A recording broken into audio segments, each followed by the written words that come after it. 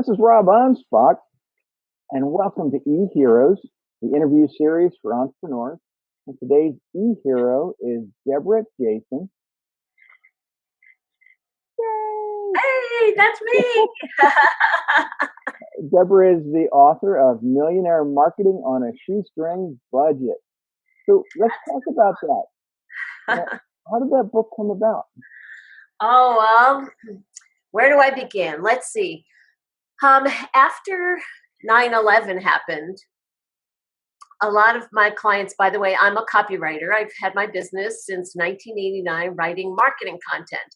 And after 9/11, a lot of my clients started to call me and they were scared and frightened and they said, I'm cutting back. I'm not doing any marketing. I don't know what the world's coming to. And I said to them, this is when you need to stay out there. This is when you need to keep that top of mind awareness. And so you can do it, and you can do it without breaking the bank. So I started to give them advice and guidance on how to market themselves without spending a lot of money. So over the years, and that was many, 9/11 was 2001. Mm-hmm.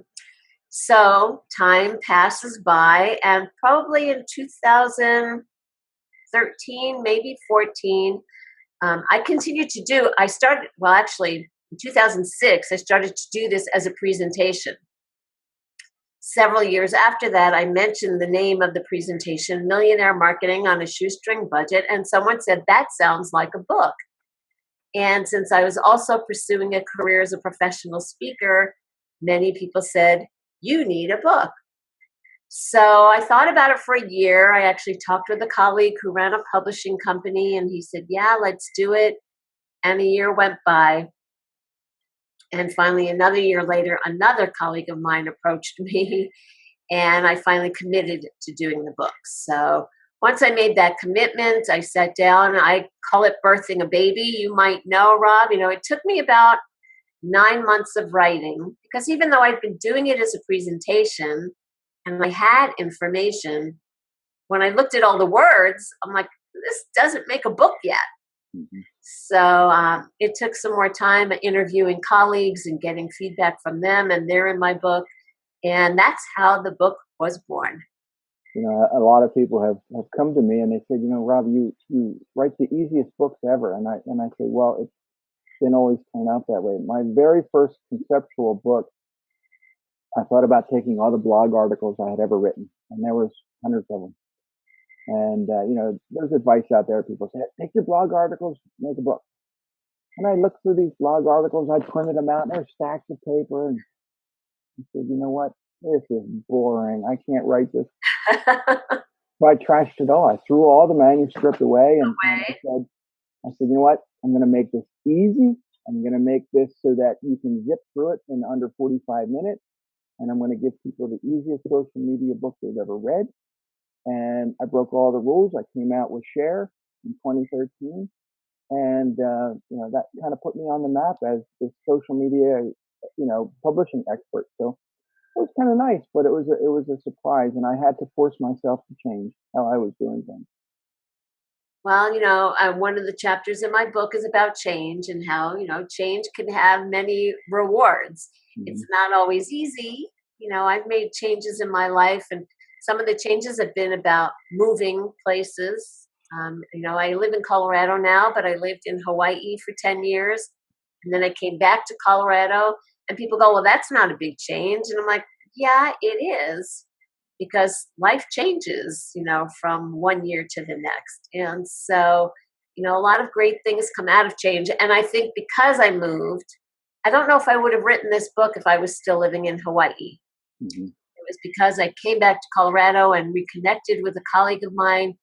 And maybe that would have happened from afar, but I don't know. So a lot of good things come from change, as scary and as frightening as it can be.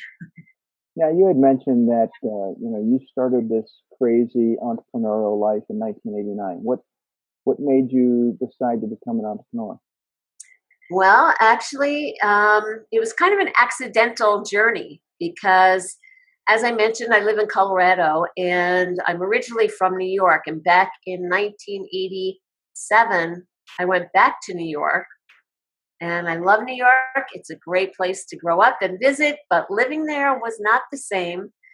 So I came back to Colorado and started to look for a job. And Colorado was actually in a recession then. It was 1988. So everywhere I went looking for a copywriting job, agencies said, "We're laying people off. We're not hiring, we're firing." However, they also said to me, "If you were to start your own business as a freelancer, we could use your help." So a light bulb went off in my head. I always wanted my own business. I never knew what that was going to be. And I said, okay, I'm going to open my doors. I opened my doors as the Right Direction, WRITE, on January 1st of 1989. So I just celebrated 29 years in business. Wow, congrats. Makes me feel old. Yeah, in February, my wife and I remarried 29 years. So, yeah, that's kind of old. Awesome. Well, good for you. So that's how I started my business. And, it shifts and it changes. Talking about change, they spent a lot of time building my own marketing tools, which is what I end up writing about in my book, is how did I get out there? How did I get exposure and gain top of mind awareness? Because I didn't go to college to be a copywriter. I got my master's degree in communication disorders. So I was a speech pathologist for several years and actually changed careers a few times between then and starting my writing business. So you never know what life is going to hand you and how you can take a lemon and turn it into lemonade. Have you noticed that your degree has helped or hindered being an entrepreneur? I'll take some words from my dad. So I have a Master of Arts degree, and like I said, it was in communication disorders. So I was a speech pathologist for several years, and when I quit that field, I felt really bad about it because I had spent 6 years going to college. But my dad said to me, "Your education is never wasted." And so I keep those words in my head, so I'm still doing communication, and there are some people that don't have a disorder, so to speak, but need help in how to market their product because they can't get the words out of their head onto paper, or they know their product really well, but they're not sure how to do their messaging. So that's where I come in and I help them. So yeah, my master's degree has helped me in some shape or form, even though it wasn't in journalism or English literature or writing even. So an education I don't think is ever wasted.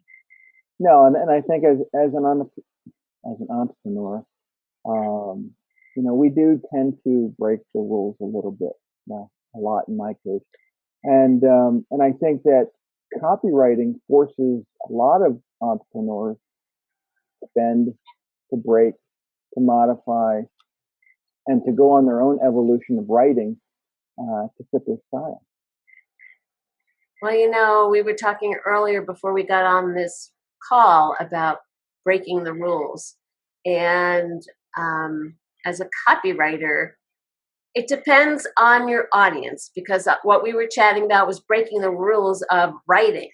Mm-hmm. As a marketing writer, I might write a sentence that's one word, or I might write a sentence that's not even really a sentence.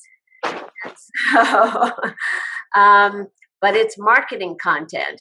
And so again, it goes back to the audience and who are you writing for. If you're writing for a highly educated market that's looking for everything to be perfect and grammar to be perfect, you've got to write to their needs and their wants. But when you're writing marketing content, in order to get your message across in a powerful way, in a big way, in a way that gets results, I believe it's really important to be conversational. Actually, when I speak about copywriting and marketing, I tell people when you sit down to write, first thing you should do is imagine you're sitting at a table across from your ideal client. And imagine that person is telling you everything that's going wrong with their day, the challenges they're having, the issues, what motivates them to want to find a solution. So you listen really carefully to them, and you'll find good content for your copy. And then you in your content can offer the solution, something that makes their lives easier personally or professionally, so that when they're reading that content, they're going, yes, you understand me. Yes, that's me. Yes, I need to hit the buy now button or pick up the phone or send you an email. I need to do something. I need to take action because your message resonates with me. You know, what are one or two of the easy things that people get out of your book that make their lives better or make their marketing better? Well, probably the easiest thing they get out of my book are several cost-effective ways to market themselves. How can they get their message out there? And I offer various ways that they can do that. Some of them, most of them actually don't cost any money, but they take time. So, you know, there is something there. But the real general message is about sharing value and building relationships. And I think, you know, it comes back to social media does a lot of that for entrepreneurs. They just don't understand that, you know, they have to strike up that conversation with somebody else in order to get them to trust them first. Same with marketing, or same with going to a chamber event or, Right. you know, any event. You know, if you're going to be a wallflower, you're not going to get asked to dance. You got to get out there and you know, talk to people. Well, we talk a lot about, I'm not sure if you're familiar, you probably are, with The Go-Giver, written by Bob Berg and John David Mann. And, you know, they talk about all things being equal, people do business with and refer business to people that they know, like, and trust. So I call that the KLT factor. And the KLT factor, there are many ways to develop that know, like, and trust. And it's not by reaching out on Facebook or LinkedIn and saying, you know, let's connect. And then as soon as that person connects with you, you go, hey, buy my stuff. It's really about let's connect. Let's get to know each other. You know, hey, I saw that you posted a question about ABC. Here's something you might find helpful. Those kinds of things start to build the know, like, and trust. And I love that you mentioned going to something like a Chamber of Commerce event, because a lot of people join something like a Chamber of Commerce, and this is in my book. You don't just join, because if you pay your dues and just sit back and go, okay, I'm a member now, what are you going to do for me? You'll find that you probably don't get much out of it. But if you get involved, that's where you start to develop relationships. That's where you start to build the know, like, and trust. And getting involved could mean not just going to an event, but volunteering, being on a committee, chairing a committee, doing something, giving presentations for their members. Those kinds of things help you build credibility and increase your visibility, help you gain authority, and develop the know, like, and trust. Mm-hmm.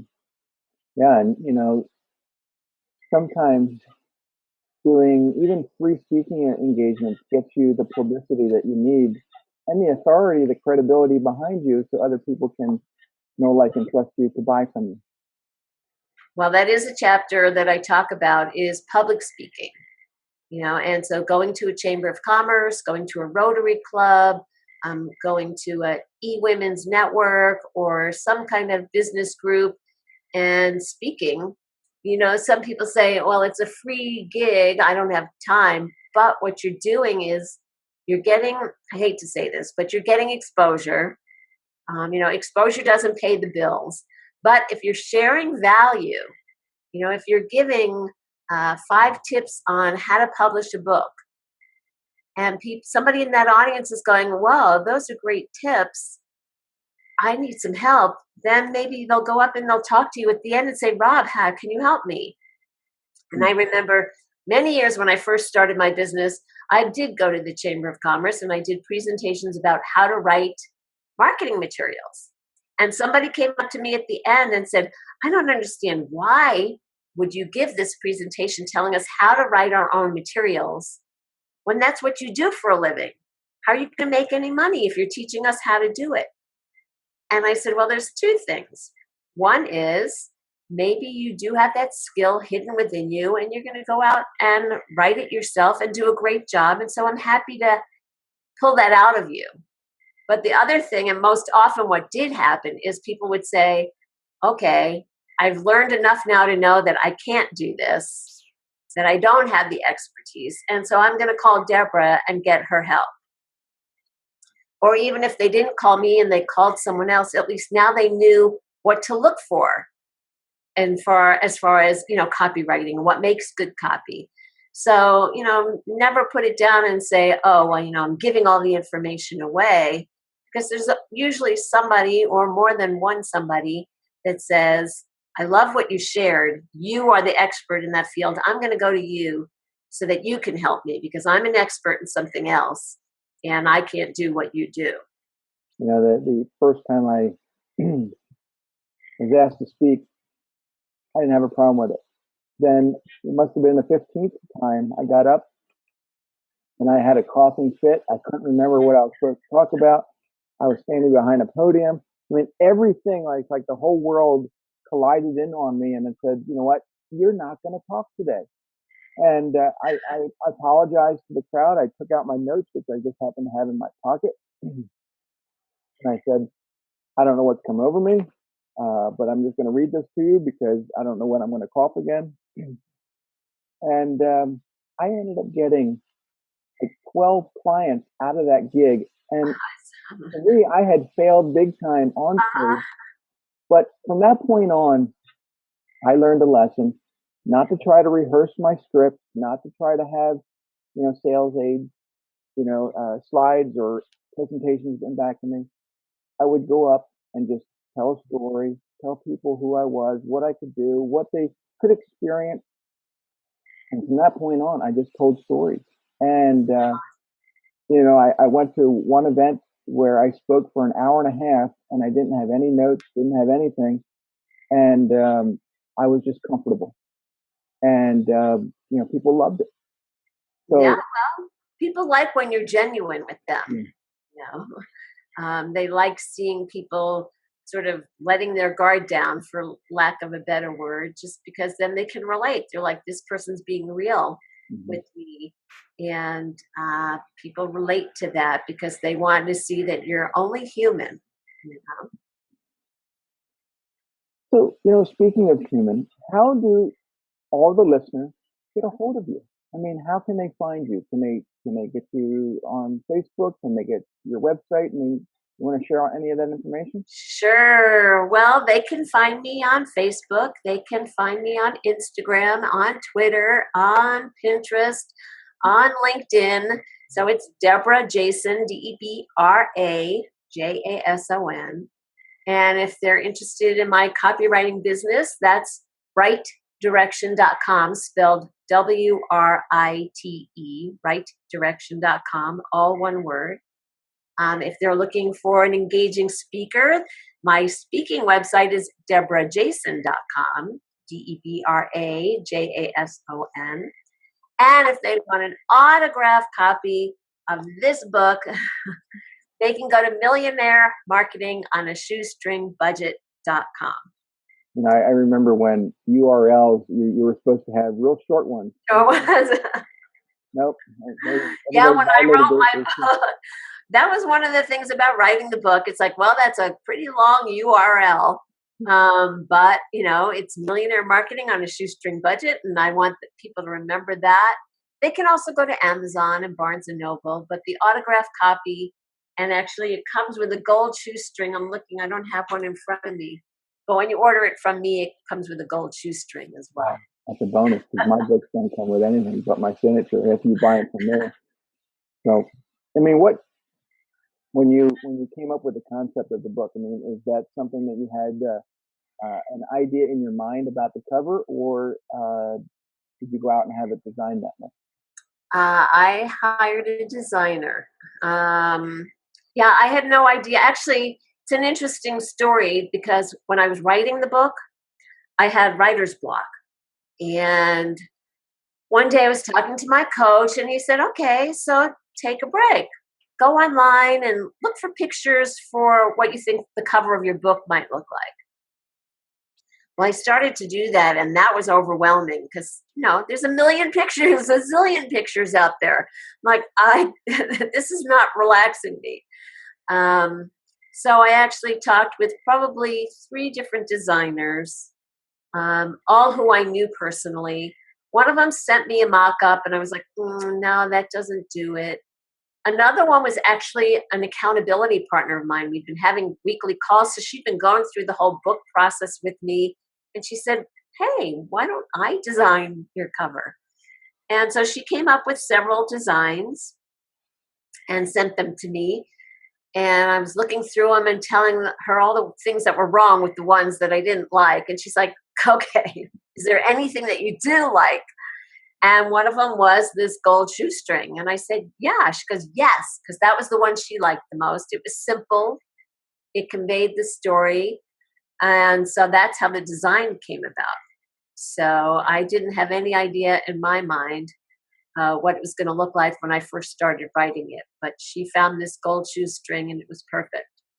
Yeah, I noticed it's not too busy either. And I try to tell all the authors that are designing books not to make your book covers too busy. You can put, 1 or 2 images on there, have your copy, but if you have it loaded with images, it's going to distract people and they're going to go to some other book. Right. Yeah, you want it to be easy what I say is easy on the reader's eyes. Mm-hmm. So if they look at it, they see the message of what is this book about. And I don't know, I'd be interesting to ask you a question. Some people like to put their faces on the cover of the book. And my feeling about that is usually, well, unless you're a celebrity, I wouldn't do it. But I'm curious what your thought is on that. I'd put my face on the back cover. It's on the back cover of a few books. Some of the books that I've co-authored with others, my face isn't there. And it doesn't matter because if they really want to see me, they can find me on social media. They can see me on my website. But a face on the cover doesn't really build trust. They're looking for the quick title. They're looking for the picture. If your book is all about makeup, maybe put your face on there. But if it's, I don't know. My last couple books, one was about copywriting, so I did put, there was a design about a quill and an ink, and then one was about social media, so I had a few icons, and one was about podcasting, so basically just the microphone. Mm-hmm. Kept it simple. And I think if you have a simple picture with a great title, you're going to do better than putting your picture on it. Well, thanks for sharing your point of view because I'm in agreement. But, like I said, I have colleagues that write books and they put their pictures on the front cover, like the book is about me. And it's like, well, okay, but I agree about putting it on the back cover or in the inside. But, what is your book about? Show them a picture of that. Yeah. And, the book that I wrote for the boomers, it's called No Experience Necessary, Social Media for the Boomers, Gen Xers, and Over 50 Entrepreneur. I'm not 50. So I can't read it. Good. I'll be 50 in another year and a half. But I wrote it, I co-authored it with Lori Ratzlaff, who is over 50. But the whole book was geared to the older entrepreneur. And basically we talked about, their legacy. How do they want to get that legacy out and perceived by others? And so they're using social media to push their story, to get more people interested in their legacy. And, had we put our own pictures on the front cover, I don't think it would have sold well. Interesting. Yeah, well, that's another thing you can do is test it, And I actually did put 2 of my covers up on Facebook once. And actually, it was really a cool thing to do. And I talk about this sometimes with people about promoting your books. Is you don't have to wait till your book is published to start promoting it. And so, for example, when I put up the 2 covers, I'm like, I can't decide between this and this. I got, hundreds of people responding. And as it turned out, the cover stayed similar, but I didn't choose either one of those designs. It still had the gold shoestring, but the typeface was different. But it helped build community, because then people started coming back and go, what did you decide? Show me the cover now. So that when I launched the book, there was some excitement around it as well. So, the whole process can be quite a mind game, because you want something that people are going to relate to, but you also have your own likes and dislikes. Right. But you got to go with your gut and say, okay, this is what I want, and this is how I'm going to go about it. Because everyone has an opinion. And the thing is that had I put my book covers up on social prior to the book coming out, I might have had 100 different opinions on where the cover should be. I went with my gut. I said, this is what I like. This is what I don't like. This is how it's going to be. And, people bought it anyway. So, if they like you, they like the content, they like what you're pushing, not pushing, but sharing, they're going to gravitate towards you. And if they're already in your tribe, if they're already following you, if they already have a reason to believe in you, they're going to continue to buy from you. Yes. If you've got what they're looking for, they'll check it out.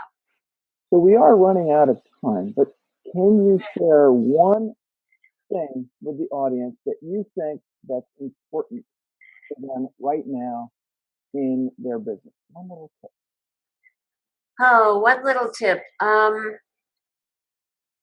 I think the most important thing, especially with all the technology we have today, I love social media. I'm a big fan of it, but I think it's really important, we touched on this briefly, is to keep that human connection.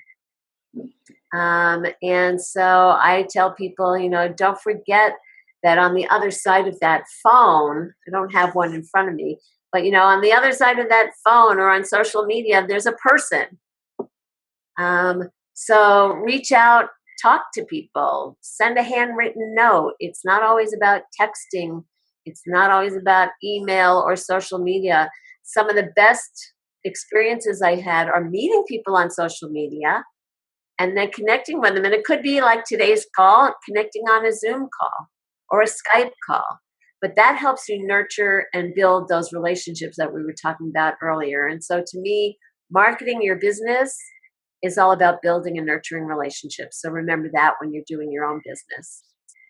And there you go, folks. This is why Debra Jason is an entrepreneurial hero, an e-hero.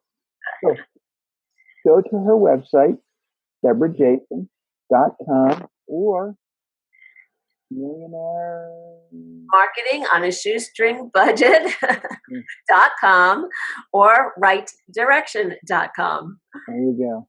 Thanks for listening. This is Rob Anspach. You can visit me at anspachmedia.com and check out future eHero interviews. Adios.